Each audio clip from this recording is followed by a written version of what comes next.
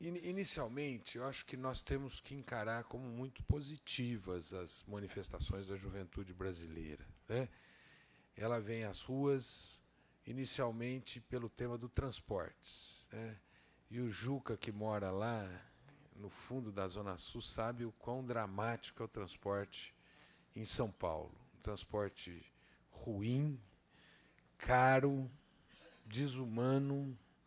E a juventude, ela, ao reivindicar melhores transportes, ela reivindica porque ela também vive esse drama cotidiano. Tem um texto muito interessante que está nas redes, da Marilena Chauí, que ela fala um pouco de um outro texto da Hermínia Maricato, que é a selvageria urbana, não é? A força do mercado da especulação imobiliária, a força dos empresários de transportes, e o quanto isso foi levando o povo para a periferia.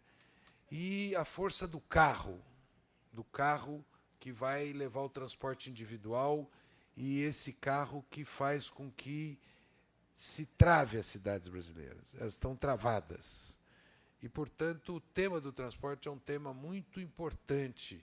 E não só ele, para a nossa juventude, o tema da educação, que depois apareceu também nas passeatas, o atendimento à saúde, a questão da segurança pública, da repressão policial, como é que essa polícia trata os nossos jovens, né?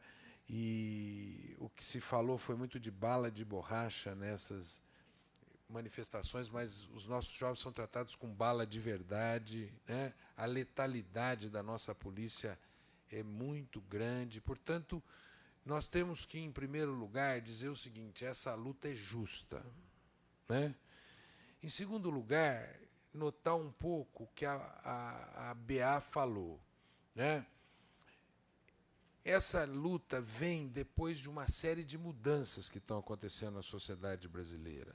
Isso é, o povo brasileiro está mudando. Não tinha nenhum cartaz, nós queremos mais emprego. Não é? Por quê? Porque não é o mesmo que está acontecendo na Espanha, na Grécia, na Itália, na Turquia. Nós estamos vivendo um processo de mudanças. E nós temos que entender que esse processo de mudanças vai requerendo mais mudanças. Portanto, nós temos que encarar como positivas as reivindicações por mais mudanças. Nós já começávamos a falar no PT de um segundo ciclo da Revolução Democrática, né? Quem conhece o texto que foi apresentado para o debate do PT pela mensagem ao partido já fala isso. O Brasil requer um segundo ciclo de revolução democrática, né? Nós fizemos muito, mas temos muito a fazer. Então, as pessoas agora querem isso que a BA falou. Olha, o meu pai já tem esse direito, mas eu quero muito mais. Então, todos nós sabemos que a educação brasileira não responde ainda ao que o povo brasileiro precisa. Todos sabem que a saúde brasileira, ainda que nós tenhamos um modelo generoso, muito bem construído, mas ela está aquém do que o povo brasileiro precisa. Todos sabem que nós precisamos de segurança pública de outro tipo no Brasil, não é? Melhorar o mercado de trabalho, fazer com que ele se amplie, dê melhores empregos para a nossa população. Portanto, essa reivindicação está nos cartazes, né? E é uma reivindicação que, na minha opinião, se bem trabalhada, pode alavancar mudanças mais importantes no Brasil. Em terceiro lugar, tem um déficit democrático. Isso é, a democracia brasileira, ela tem problemas seríssimos em duas direções. A primeira direção é o sistema eleitoral está capturado pelo poder econômico. Ele não é um sistema eleitoral que recepciona o cidadão comum. O cidadão comum não sente que pode participar desse sistema eleitoral tranquilamente. E o segundo grande problema do sistema político brasileiro é que ele não tem mecanismos de participação direta da população, que dialoga com um outro aspecto desse movimento. Esse movimento é um movimento na era digital. Ele não é mais na era analógica.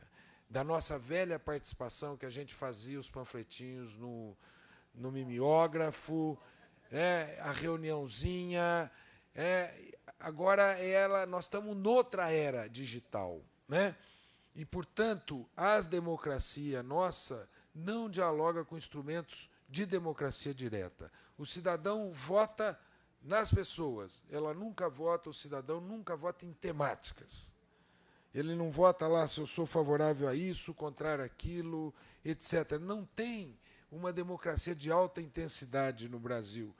Não utiliza de plebiscitos, não utiliza de referendos, não dialoga com essa participação digital das redes sociais, etc., etc. Né? Então, esse processo ele mostrou também, além da justeza, além da necessidade de mais mudanças, a insuficiência da nossa democracia, a necessidade de uma reforma política que atue nessas duas direções, de uma democracia representativa de outro tipo e de uma democracia direta que precisa ser intensificada no nosso Brasil. Né? Bom, para além disso, esse movimento, eu acho que ele é um movimento que ele funda um novo período da política brasileira. Vai ser um tempo antes e um tempo depois. Né? Ele está movendo a política e as instituições se mexam, ou quem não se mexer vai ser atropelado. É isso, eu acho que e coloca temas para a gente. Quais são os temas que a gente acho que estão colocados para nós? O primeiro tema é isso. Nós temos muitas reivindicações na sociedade brasileira que nós temos que retomar o seu debate, seja nas ruas, seja nas redes, seja em reuniões pequenas, nos nossos lugares de reflexão, de trabalho e de convivência. Então, nós precisamos nos somar a eles. Né? Em segundo lugar, nós temos que, portanto, essas reivindicações que nós estamos chamando da Revolução Democrática, a segunda geração da Revolução Democrática. Além disso, coloca o tema também que essa era digital ela questiona as velhas instituições representativas. Né?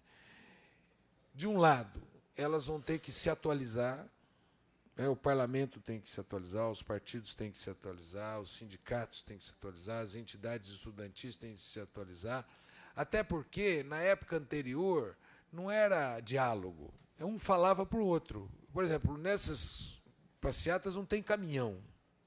Não tem uns falando para o outro. É horizontal, como é da rede. Né? Assim, nós vamos ter que repensar a nossa linguagem. Né? E, ao mesmo tempo, ao repensar a nossa linguagem, nós vamos ter que também trazer para dentro dessas instituições os jovens. Isso tem que ter digamos, um momento geracional que você possa absorver esses jovens no que tem de novas instituições. E preparar as instituições democráticas para fazer também o diálogo com quem não quer participar de sindicatos, partidos, entidades estudantis. Um grande exemplo disso, quem deu dentro dessa crise foi o Tarso Genro, com o tal do gabinete digital dele. Ele intensificou o debate em redes, ele já vinha com isso, vamos ser justos, ele vinha trazendo esse debate do gabinete digital já há algum tempo, o Everton estava lá com ele, etc. E agora ele intensificou. Por quê? Porque o cidadão ele não precisa sair de casa e ir lá na prefeitura para cuidar de N coisas e para sugerir N coisas que ele pode sugerir hoje dentro da rede, pode ter respostas dentro da rede. Né? Então, nós vamos ter que mudar as nossas instituições, o nosso governo. E aí eu quero dizer, eu quero retomar uma questão seguinte. Hoje tem uma pesquisa da Folha que mostra que a Dilma perdeu em aprovação positiva. Mas aquela aprovação positiva, ela migra para regular. Portanto, eu fui entrevistado e eu disse, isso é um humor. Quer dizer, 1 milhão de pessoas na rua não vai gerar nenhum tipo de espanto na população? Gera. E gera uma mudança de humor. Mas, na minha opinião, não gera uma mudança de aprovação desse governo. Então, nós temos que notar que, nesta onda, nós não somos os únicos que disputamos os corações e mentes. A direita disputa corações e mentes e a mídia disputa corações e mentes, né? E assim nós vamos ter que discutir que nós não podemos, e eu acho que a Dilma agiu bem, deixar que desconstruam os 10 anos de mudanças que têm sido conquistadas pela sociedade brasileira. Nós temos que dizer, olha, esses 10 anos estão sendo fundamentais e queremos continuar a mudar a sociedade brasileira. Então, nós temos que fazer esse debate, porque a mídia quer desconstruir, quer dizer, ó, não houve nada no passado, e lança um debate sobre a corrupção, que corrupção tem que dizer aonde está. Outro dia um sujeito falou para mim, olha, está muita corrupção no Brasil. Eu falei, olha, eu tenho um compromisso agora, eu vou desmarcar o compromisso, eu quero ir com você na polícia para nós denunciarmos onde é que está essa corrupção que você está falando. Porque, no fundo, ele está dizendo que é no nosso governo. Tá certo? E foi muito bom que a Dilma disse, olha, aqui não, aqui não. Vocês sabem que eu não tolero corrupção, a lei de acesso a documentos é do nosso governo, etc, etc. Então, eu queria falar quais, na minha opinião, são os desdobramentos dessa crise. O primeiro desdobramento é o plebiscito. Nós temos que trabalhar muito para desenvolver as perguntas do plebiscito e depois as campanhas no plebiscito para que nós consigamos ampliar a democracia brasileira, melhorar a democracia brasileira, tirar a democracia representativa do domínio do dinheiro e construir uma democracia direta de mais alta intensidade, né? Por isso, agora, a disputa pela formulação do plebiscito é importante. A Folha ontem veio trazendo as perguntas. Ela quer já trazer uma agenda para o plebiscito, que nós não podemos deixar. Então, nós temos que disputar isso aí. E não pode só ficar na democracia representativa, tem que pensar na democracia direta. Segundo lugar, demonstra que nós temos que ampliar o tema dos meios de comunicação. Se a gente não disputar, a democracia brasileira está comprometida se nós tivermos esse modelo de concentração e monopólio de TVs, de meios de comunicação.